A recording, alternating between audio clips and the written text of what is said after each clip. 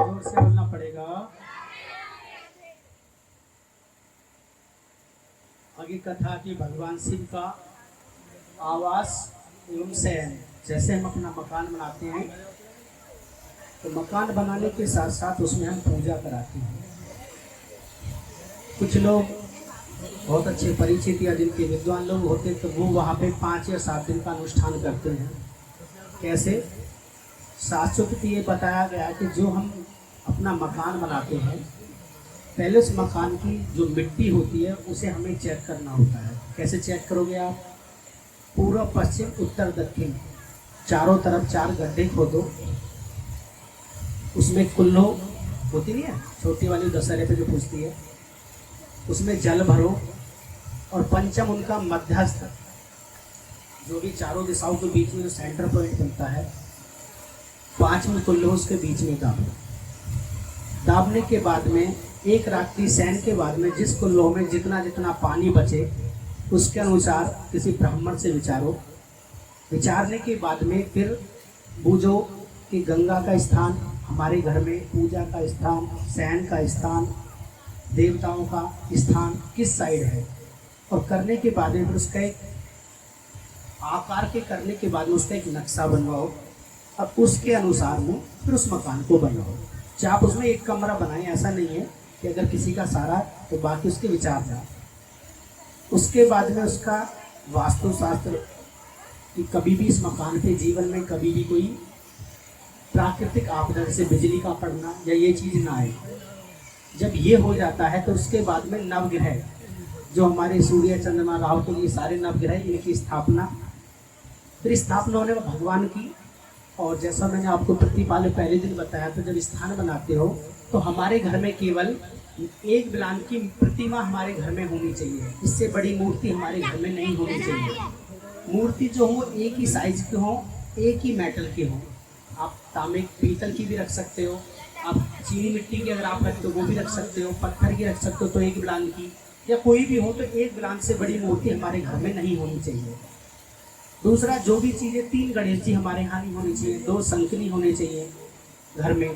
बहुत से लोग कहते हैं जी घर में घंटी रखोगे तो घंटी बज जाएगी, ऐसा कुछ भी नहीं है। शंख होगा, कहते हैं जहाँ तक शंख की आवाज़ जाती है वहाँ तक जो आसुरी शक्तियाँ वो सब नष्ट हो जाती हैं। तो किसी के कहने से नहीं, किसी भी जिससे बूझो, किसी ज्ञानी व्यक्ति से बूझो कि महाराज हमने ये काम किया था, इसका क्या है, हम क्या काम करते, मुझे पता ना है। तो दूसरी वाली दादी से बूझ लिया, भैया दादी का कोई इतना बड़ा विद्युत का थोड़ी है, वो भी ऐसी बताएंगी। तो उसमें अपना सराहर नहीं, किसी ना किसी ज्ञानी से बूझो। तो ऐसी भगवान का आवास। ब्रह्मा जी कहते कि नारद जी, शैलराज हिमालय सभी बरातियों के भोजन की व्यवस्था में सर्वप्रथम अपने घर के आंगन को साफ कराकर सुंदर ढंग से सजाया जाता है। उनके पश्चात गिरिराज हिमालय अपने पुत्र मैनाक आदि जनवासे में भेजकर भोजन कराने के लिए वे देवी देवता, साधु संत, मुनि ऋषि, शिवगण, विष्णु और भागशल्य भगवान शिव को भोजन के लिए आमंत्रित किया। देवताओं के साथ देखकर सदाशिव भोजन के लिए पधारे। तो गिरिराज जी ने सब भोजन ग्रहण करने की प्रार्थना की। सभी बरातियों ने तृप्ति के साथ भोजन और भगवान का आगमन के लिए, विश्राम के लिए अपने अपने स्थान विश्राम स्थल चले गए। तब हिमालय की प्रिया देवी आज्ञा देकर नगर की स्त्रियों ने भगवान शिव को सुसज्जित वासभवन के रत्न जड़ी सिंहासन पर बैठाया। हम जब भी भगवान को बुलाते हैं तो सुंदर सिंहासन लगाएं, कुछ भी ना हो। आज तो जैसे पक्का है तो पोछा लगा देते हैं, तो पोछा भी जो है हमारा डेली घर वाला नहीं होना चाहिए। भगवान के स्थान का पोछा हमारा अलग होना चाहिए। ऐसे ही अगर हम लीपते हैं तो भगवान के लिए तो है ही, प्रथम भगवान को लीपे। पहले हम रसोई बनाते हैं तो वो भी उसी के लिए। सर्वप्रथम हमारी 2 चपाती, एक स्वान कुत्ते के लिए और एक गौ माता के लिए। आपको लगे कि हम डेली नहीं कर सकते, एक अपना ऐसा कुछ बना लो कि 1 मुट्ठी डेली आटा हमें दान करना है। एक जगह कहीं इकट्ठे कर दो, 8-10 दिन का हो जाए, कहीं दे दो। तो वही सैकड़ों रत्नों से दीपक जल रहे थे। उनकी अद्भुत जगमगाहट से पूरा भवन अलौकिक हो रहा है, उसमें वास अनेक प्रकार की सामग्रियां को सजाया जाता है। मोती मणियों श्वेत चवर से बड़े भवन को सजाया जाता है।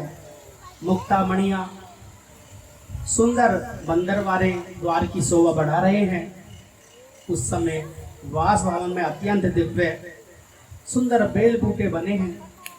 भगवान को सुगंधित करते सुव्यवस्थित करने के बाद में चंदन और अगर का प्रयोग प्रमुख रूप से पाया है। जैसे मैंने बताया कि अगरबत्ती जलाने में आजकल पहले कुछ समय पहले कुछ बांस का आ गया था, तो लोगों ने बोला, बाकी ऐसा नहीं है, अगर की लकड़ी की ही अगरबत्ती आ रही है। जब आप उसको खोल के देखोगे तो आप सूंघोगे, बड़ी सुंदर खुशबू आएगी। कभी आप देखना, कभी भी, आज भी आप प्रैक्टिकल कर सकते हैं। कोई भी अगरबत्ती लें, पीछे से उसे तोड़े, हल्का सा गीला करके आप सूंघे, तो कितनी अच्छी तरह सुगंध देख आती है। तो अगरबत्ती जलाने में कोई भी पाप नहीं है। तो वही अगर का प्रयोग प्रमुख है। उस वास भवन में देवताओं को शिल्पी विश्वकर्मा द्वारा बनाए गए कृत्रिम वैकुंठ लोक, ब्रह्मलोक, इंद्रलोक, शिवलोक सभी के दर्शन साफ हो रहे हैं। भगवान से बहुत प्रसन्न है। वास भवन में बीचों बीच एक सुंदर रत्नों से जड़ा अद्भुत एक पलंग है। उस पर महादेव जी सोकर रात बिताई। दूसरी ओर हिमालय ने अपने बंधु बांधव को भोजन करा के उनके उपरांत बचे हुए सारे कार्य पूर्ण कर लिए। प्रातःकाल चारों ओर पुनः शिव विवाह का अनोखा उत्सव देखने लगे। वहीं वाहनों को तैयार करने लगे। सभी की तैयारियां पूर्ण हो जाने के पश्चात भगवान श्री हरि धर्म के शिव के भेजा। धर्म सहित भगवान शिव के पास वास भवन से आने करुणानिधि भगवान शिव सोए हुए थे।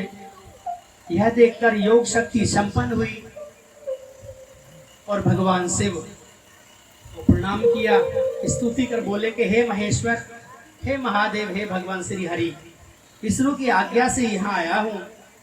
हे भगवान उठिए, जनवास में पधारिए। सभी देवी देवता मुनि आदि प्रतीक्षा कर रहे हैं। हमारे यहाँ पे जब भी कोई भोजन वगैरह होता तो वहाँ रखा जाता, उसमें हम धूप दीप जलाए पहले भगवान का पितरों का निकाला जाता है। हाँ जी या ना जी? तो सबसे पहले उसी प्रकार से जनवासी में शंकर भगवान जी की यहाँ भी और धर्म के वचन सदा से बोलते हैं, हे धर्मदेव, आप जनवासी में वापस जाइए, अति शीघ्र जनवासी में आ रहा हूँ। भगवान शिव के वचन सुनकर धर्म ने भगवान को प्रणाम किया। उनकी आज्ञा लेकर जनवासी की ओर चल जाते हैं। उनके जाने के पश्चात भगवान शिव तैयार हो गए। जैसे ही चलने लगे तो हिमालय नगरी की स्त्रियां उन चरणों को दर्शन देने आई और मंगल गान तब महादेव ने गिरिराज जी, हिमालय और मैना से आज्ञा ली। जनवासी की ओर चल जाते हैं।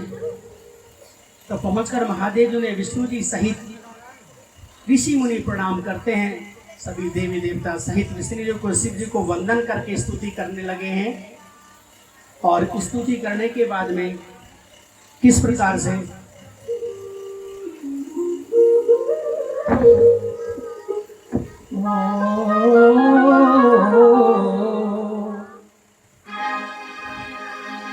बोले सच्चे दरबार की जय।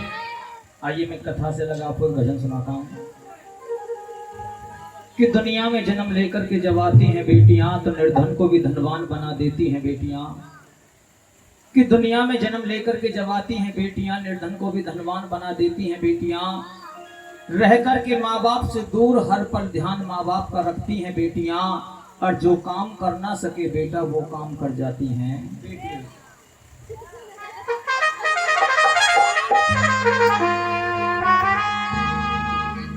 कि बेटे का सम्मान जगत में और बेटी का सम्मान नहीं। अरे दुनिया वालों ये तो बता दो, बेटी क्या संतान नहीं। दुनिया वालों ये तो बता दो, बेटी क्या संतान नहीं। बेटे का सम्मान जगत में, बेटी का सम्मान नहीं। दुनिया वालों ये तो बता दो, बेटी क्या संतान नहीं। दुनिया वालों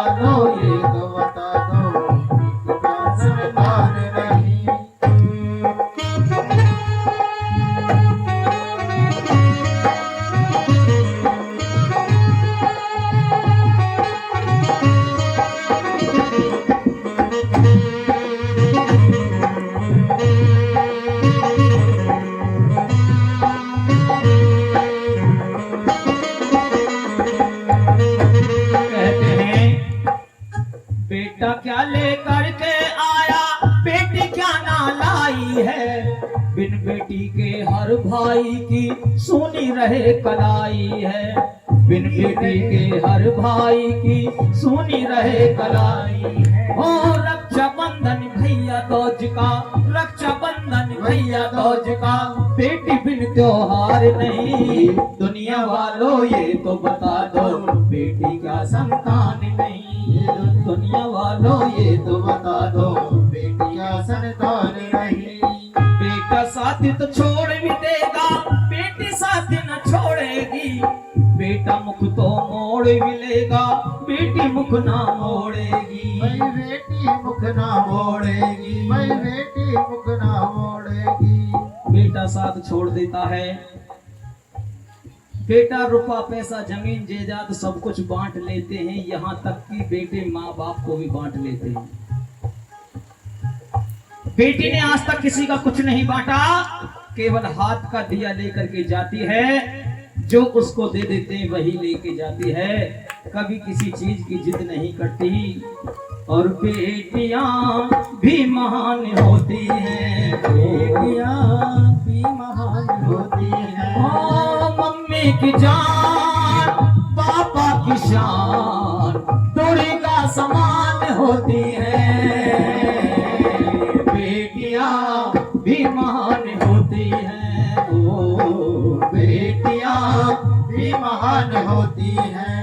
बेटा पाले एक कुल को, बेटी दो को पालती है। माता पिता और सास ससुर के सपनों को साकारती है, सपनों को साकारती है, सपनों को साकारती है। ओ बिन बेटी के इस दुनिया में, बिन बेटी के इस दुनिया में होता कन्यादान नहीं। दानों में दान सबसे बड़ा दान कन्यादान। कन्यादान। कैसे जिस इंसान ने अपने जीवन में कन्यादान नहीं किया, उसके सारे दान निष्फल हो जाते हैं। और जो अपने यहाँ बेटी का कन्यादान करते हैं, सारे तीर्थों का फल अपने घर बैठे पा लेते हैं। एक बार वो हाथ उठाएं जो बेटी का कन्यादान कर चुके हैं। बड़े धन्य भाग लेकर के बैठे हैं कि माँ बाप आंखों में आंसू भरते हैं, बेटी की विदाई करते हैं। बड़ा एक नेक काम करते हैं कि अपने हाथ से बेटी का कन्यादान करते हैं। कि बेटी बाबुल के दिल का टुकड़ा, बाबुल राजा देंगे और क्या। बेटी बाबुल के दिल का टुकड़ा, बाबुल राजा देंगे और क्या। दहेज इससे बड़ा और क्या।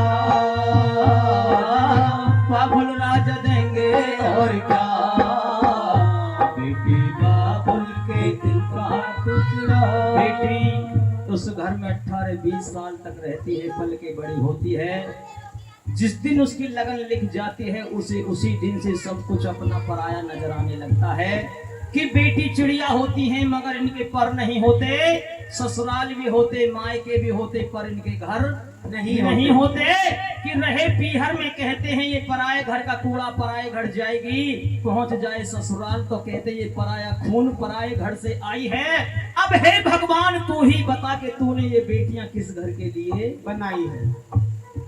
मैं तेरी बाहों के झूले में पली बाबुल, जा रही हूँ छोड़ के तेरी गली बाबुल। खूबसूरत ये नजारे याद आएंगे, चाह के भी हम तुम्हें ना भूल पाएंगे। मुश्किल दामन को छुड़ाना लगता है। बाबुल का तो घर बेगाना लगता है। ओ मुश्किल दामन को छुड़ाना लगता है। बाबुल का तो घर बेगाना लगता है। बेटी विदा होकर के जाती है, अपनी माँ से कहती है माँ,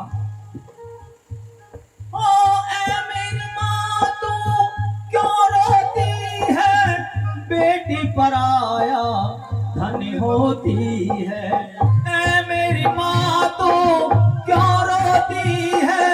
बेटी पराया धन होती है। ओ बेटी राजा की हो या हो निर्धन की, मैं गुड़िया मैं बिटिया तेरे आंगन की ओ बाबुल राजा, मैं गुड़िया मैं बिटिया तेरे आंगन की। अपने पिता से कहती है, हो बाबुल माँ की धीर बंधाओ, रो रो करियो हमें ना रुलाओ। बाबुल माँ की धीर बंधाओ, रो रो करियो हमें ना रुलाओ।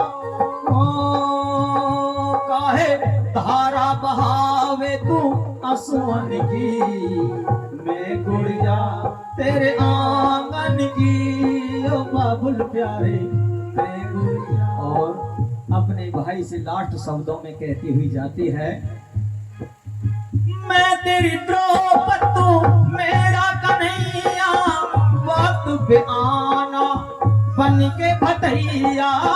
मैं तेरी द्रौपद तू मेरा कन्हैया, वक्त पे आना बन के भटैया। लाज तू रखियो मोरी रखियन की, मैं गुड़िया मैं बिटिया तेरे आंगन की ओ बाबुल राजा, मैं गुड़िया मैं बिटिया तेरे आंगन की। एक बार जोर से बोलना पड़ेगा। एक सूक्ष्म सी कथा है राजा कार्तिकेय का जन्म, उसके बाद में आरती। ब्रह्मा जी बोले कि हे नारद, भगवान शिव तो सर्वेश्वर हैं, हर विषय में ज्ञाता भला, कोई भी किसी प्रकार कोई बात किसी से नहीं छुपती।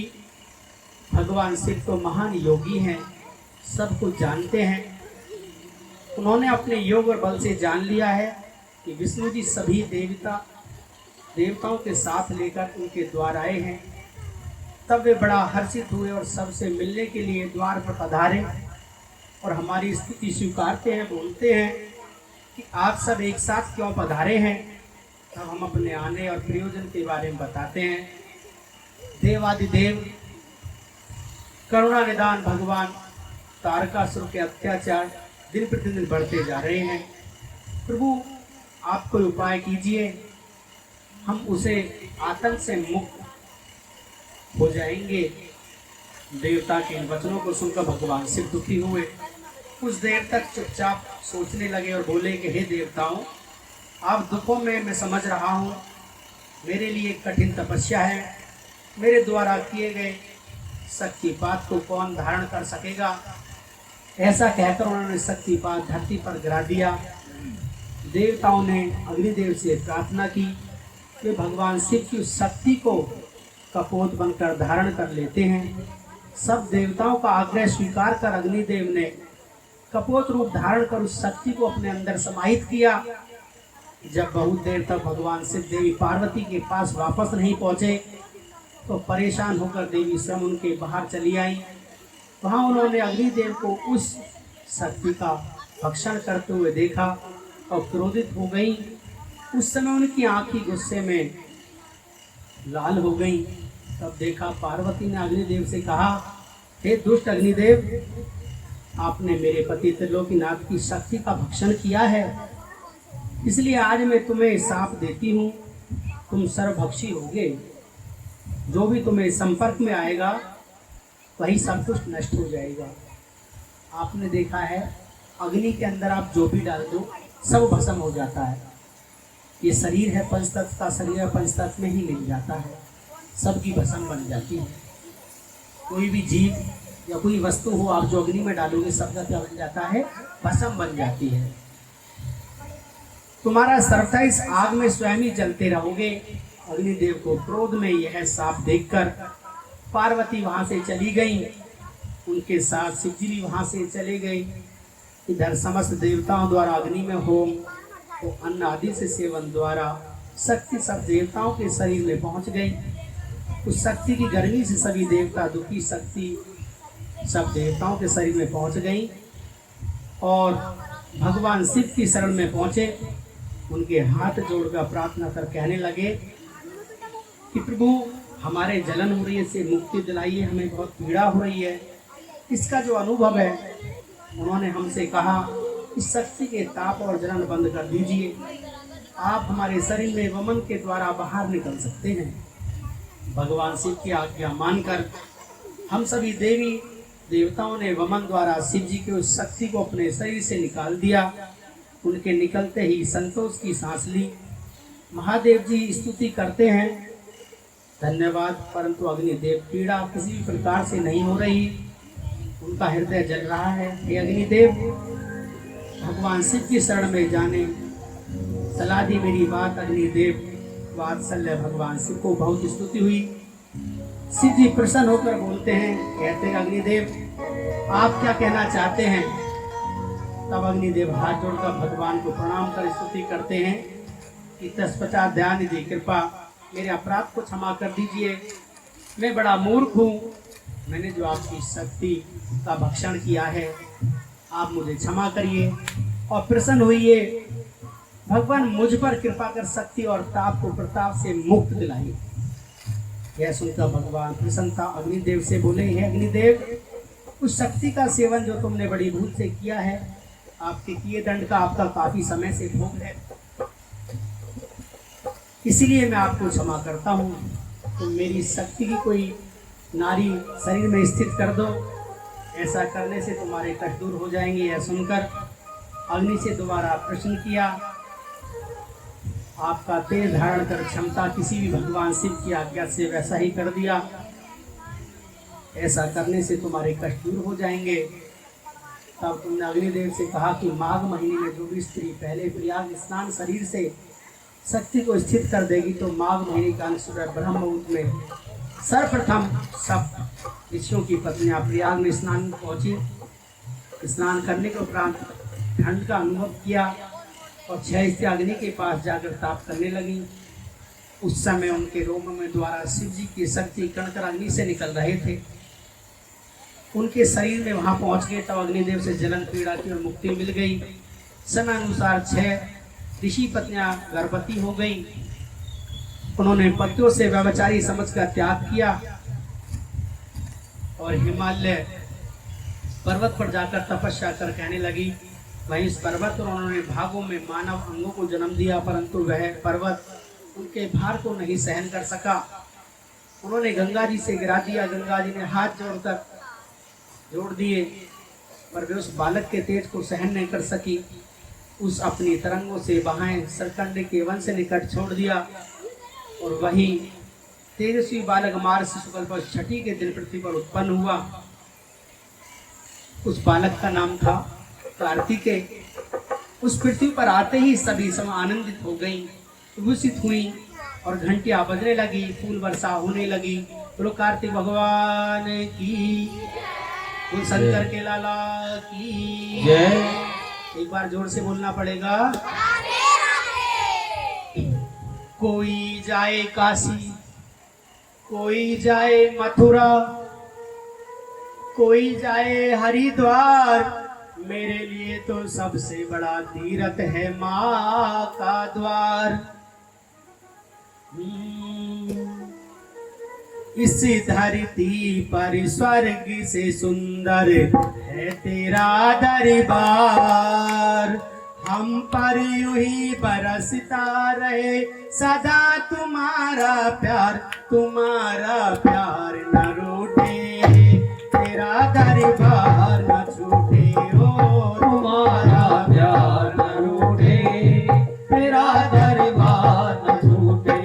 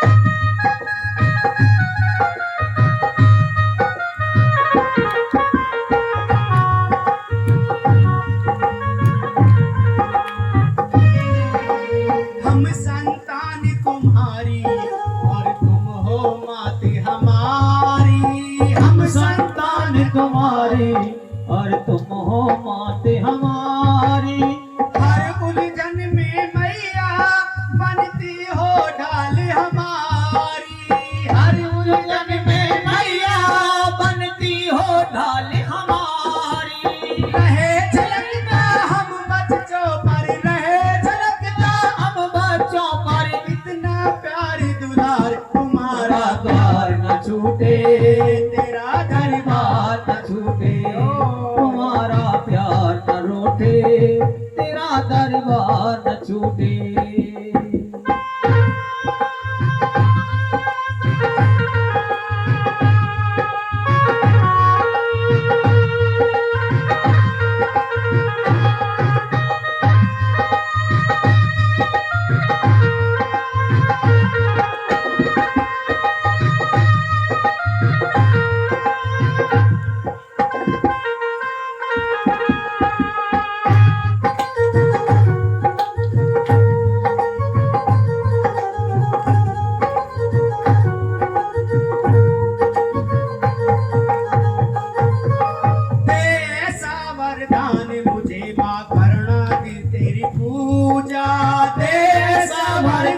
मुझे माँ करो तेरी पूजा, तेरी लगन के आगे माँ मुझे न कोई दूजा।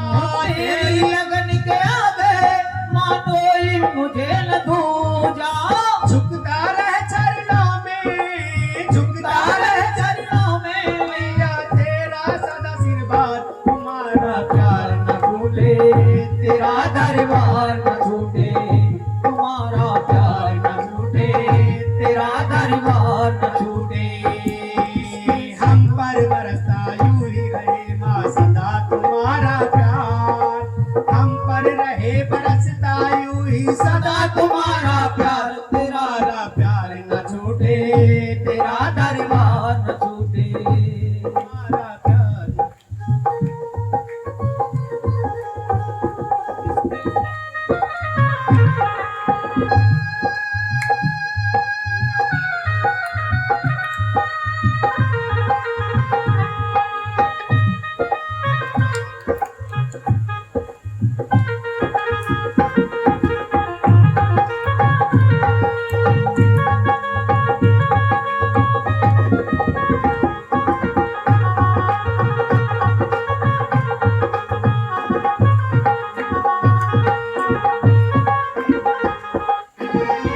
माता पिता तुम मेरे, तुम ही हो पालनहारी।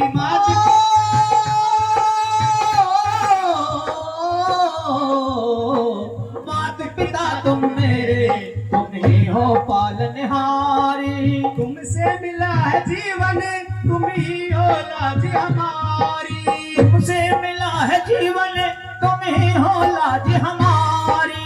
इनकी सेवा कर न सके कोई, इनकी सेवा कर न सके कोई, जीवन है बेकार, तुम्हारा प्यार न रूठे, तेरा दरबार न छूटे, तेरा दरबार न छूटे।